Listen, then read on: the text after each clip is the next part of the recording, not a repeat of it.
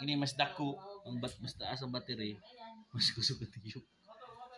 Alas gawa. Ay, hangin. Dili fake, gulay hangin. Kailangan makontak ang lalo. Gi-open na nimo na diha sa taas. Gi-version ako ng gi-sandpaper ako ng taas. So sa to pa na siya kontak. So na positive ang sa taas. Undang siya kay kanang dili ko matanda. Gitry nimo negative sa taas. Wa pud. Tara na sa.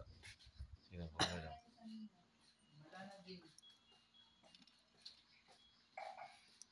Ay mo out balance mo siya no. Kasi wala Balance. Ganun pa interview dito, be. Bahala ako na lang trabaho. Alam siya. Yan ito, ka pa interview dito. Ano niya? Ito pa interview dito. Mo mabangga ang kay. Oh, tuyok. Bali ang tuyok ko. Bali ang tuyok. Bali? Oh, bali ang tuyok. Oh, ara kusog ko. Ati mo gid. Ana on rin balik taro tani mong pulari ko di kusog ko.